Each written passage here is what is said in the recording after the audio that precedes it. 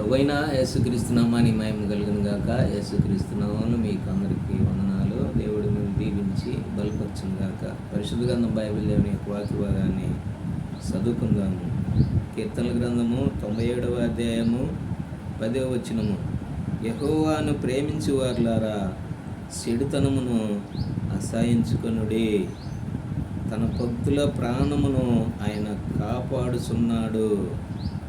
భక్తిహీనుల చేతిలో నుండి ఆయన వారిని విడిపించును. ప్రభునామానికి మహిమ కలుగును గాక.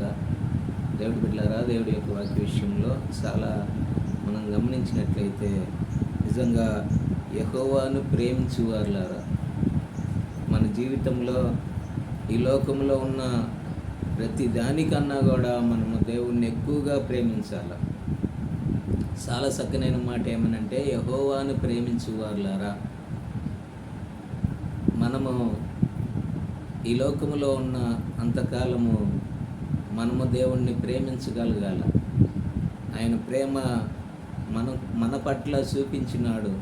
ఆయన ప్రేమించినాడు కాబట్టి తన ప్రాణం మన కొరకు మరి పెట్టి ఉన్నాడు. అయితే మనల్ని ప్రేమించిన దేవుణ్ణి మనము కూడా ఆయన్ని మనం ఎక్కువగా ప్రేమించాలి. మంచి మాట ఏమనంటే, యెహోవాను ప్రేమించు వారులారా. చూడండి, యెహోవాను ప్రేమించు వారులారా, చెడుతనమును అసహించుకోండి.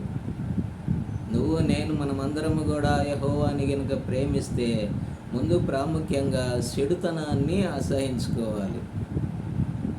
అది చాలా ప్రాముఖ్యమైన మాట. మన పితరుడైన యోబు గారు దేవుణ్ణి ప్రేమించినాడు.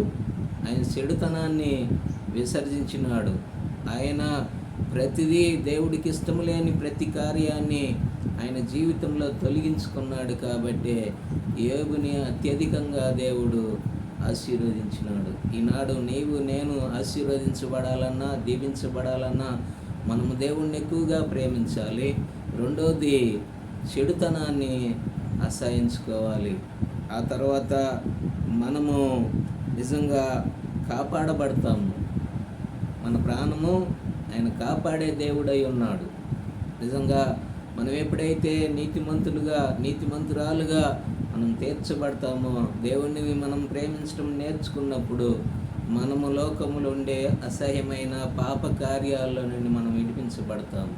ఎందుకంటే దేవుని మనం ప్రేమిస్తున్నాము కాబట్టి, దేవుని యందు భయభక్తులు కలిగి ఉండాలి కాబట్టి, చెడుతనాన్ని మనం అసహించుకునే వారముగా ఉంటున్నాము. కాబట్టి మనము మన జీవితంలో ప్రభువుని ఎక్కువగా మనం ప్రేమిస్తే, చెడుతనాన్ని కనుక మనం అసహించుకుంటే, దాన్ని మన జీవితంలో నుంచి తొలగించుకుంటే మన ప్రాణము ఆయన కాపాడే దేవుడై ఉన్నాడు.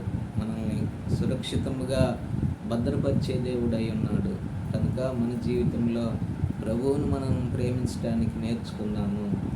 మన జీవితంలో మన హృదయంలో ఆయనకి స్థానం ఇద్దాము. మనం చెడుతనాన్ని మరి అసహ్యమైన దేవుడు అసహించుకునే ప్రతి పాపపు కార్యాల్లో నుండి మనము విడిపించబడి ఆయన నిత్యత్వం నిత్యజీవములోనికి మనము మరి ముందుకు నడుద్దాం. దేవుడి బిడ్డలారా, దేవుడి వాక్యాన్ని దీవించుగాక. ప్రార్థన చేసుకున్నాం.